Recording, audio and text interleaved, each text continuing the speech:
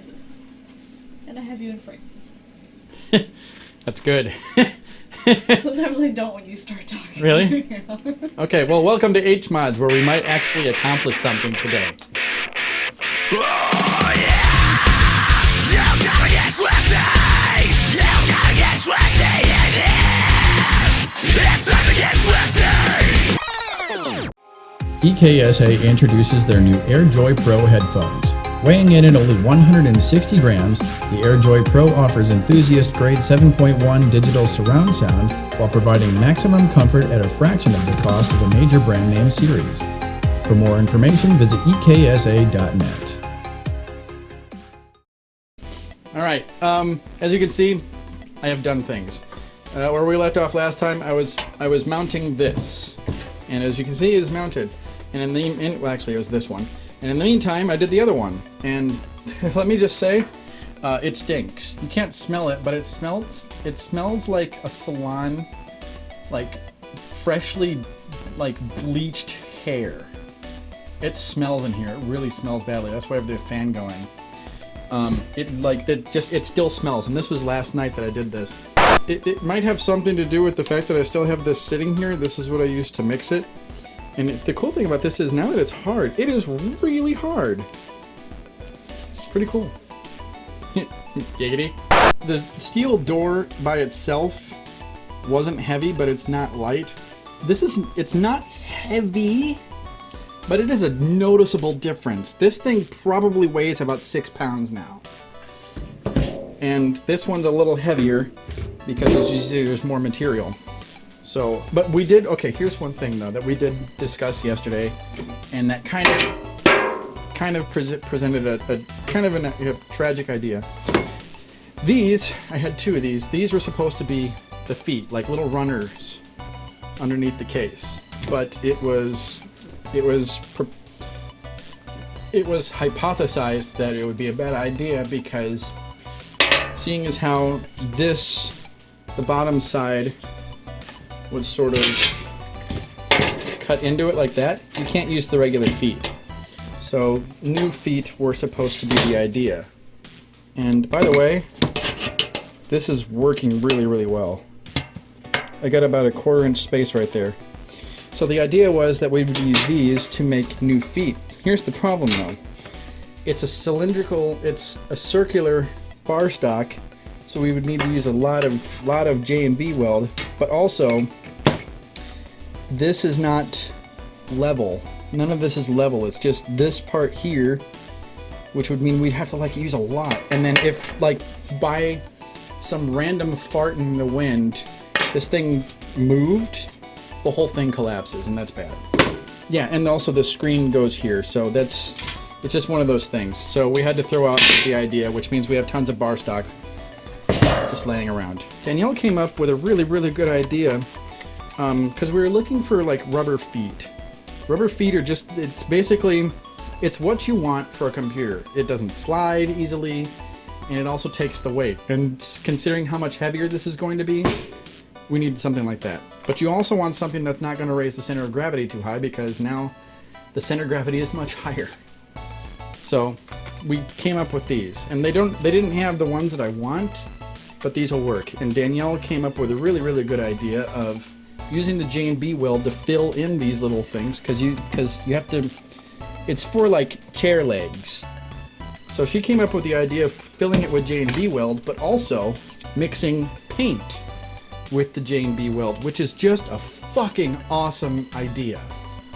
So it'll be like, the cool thing about this is since we're rusting the whole fucking thing, we're gonna clear coat it afterwards.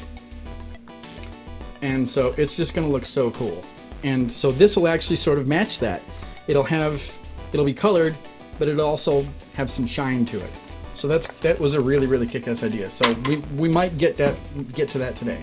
What I'd like to do is I want to cut these panels, and then I also want to cut this out of it, because it's basically plastic. So you're not going to rust it as a single piece. You're right. Okay, so that's what I'd like to do today is mix the solution, then get to rusting, and then cut this out. And then I got this mesh stuff, which is basically the same as the screens that go in here, and it will actually work as a screen. We're gonna cut all this off, and then we're gonna glue this into place. So it'll actually work really, really well. And it'll look much better, because I think this looks stupid as shit. And then the screen panels that go here for the drive bays, they're gonna paint those too. And unfortunately, we have to wait till tomorrow because if it rains tonight, I'm not gonna be able to paint outside. So this thing the salt solution only calls for 2 ounces of vinegar. And as we all know, 2 ounces is 1/4 cup. And then it calls for 1/2 tablespoon of just regular salt. I don't have, for some reason, I don't know where the hell my 1/2 tablespoon went. So I've got the 1 teaspoon, which, and as we all know, how many teaspoons in a tablespoon? 3, good. So we're gonna do like 1.5 of these, or we'll just do 2, because I mean, and this something that you only need 2, 1/2 tablespoon, but a little bit more won't hurt. And then we need a whole 16-ounce bottle of hydrogen peroxide. Honestly, we're not gonna use that much, but whatever. Hey, I didn't spill any.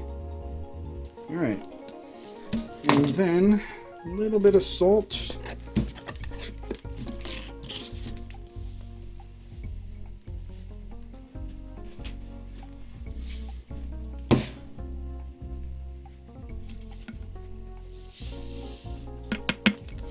This is going to have what's called an exothermic reaction, so it will create just a little bit of heat.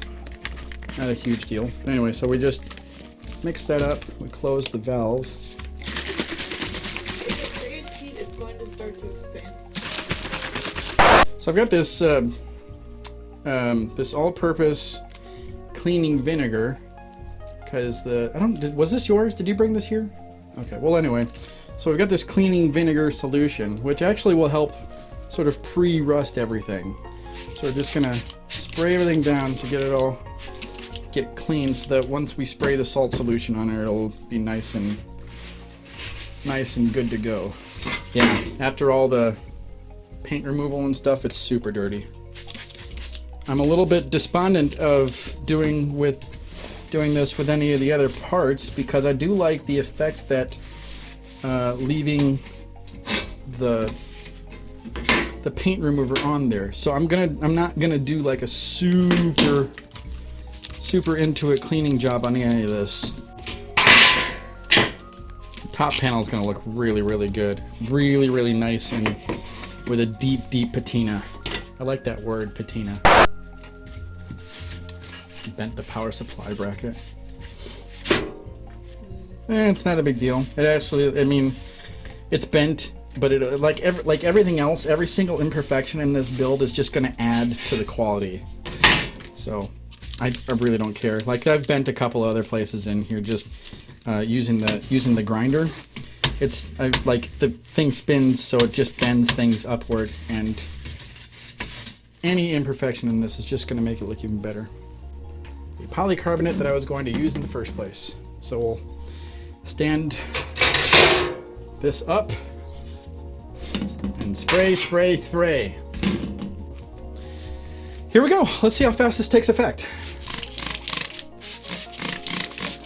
Oh wow, that's happening.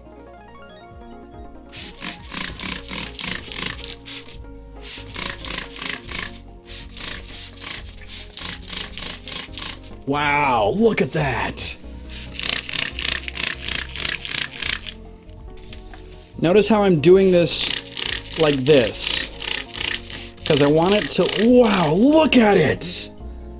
Just look at that. And it's dripping the way I wanted it to. Oh, that is so fucking cool. Just look at it. I mean, just look at it. Yeah.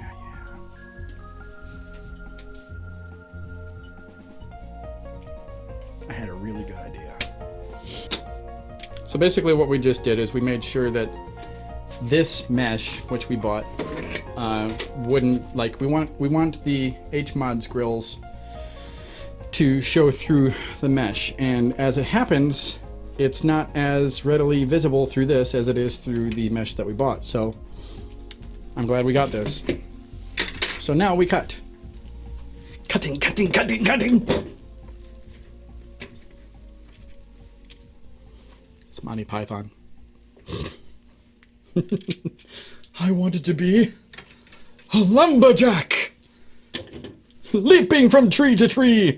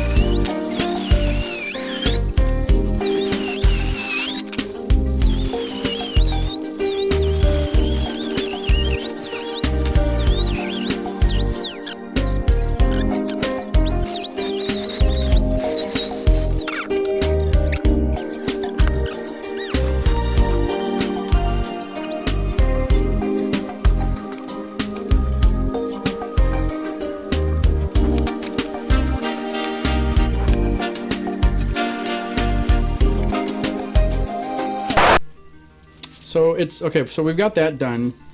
I figure it's been about 15-20 minutes. It looks super cool.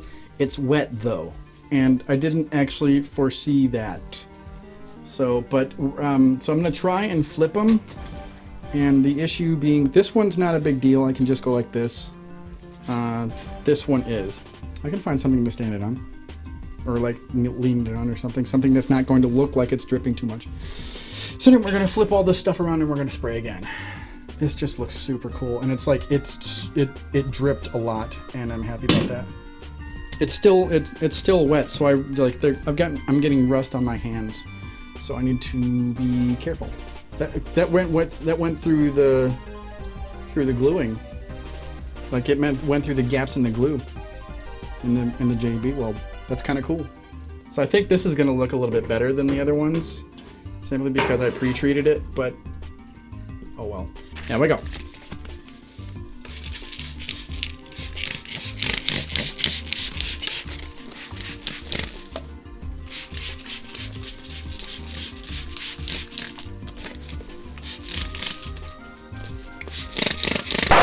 So we've done both sides now, and then we're gonna let this set for a bit. I'm gonna keep monitoring overnight and see how it looks. If it goes through the night and we're okay, then tomorrow we'll start doing clear coat, and we'll also paint the front panel, and we'll see where we can get from there. And hopefully soon, we'll actually start to be able to start constructing this thing again. And once we get into that, everything will start happening pretty quickly. Except for the wiring. Except for the wiring, which will take 10 hours. Next week, you will see clear coating. Maybe I'll have already done it. It really depends on what happens tonight. So possibly clear coating, painting the front panel, attaching the mesh screen. We're gonna do 3 coats of clear. I'm not so worried about this one, but I would actually like to get the feet attached at some point soon. But anyway, 3 coats of clear, nice and shiny, get everything mounted, and start putting this thing back together. Hopefully. I've been wrong before.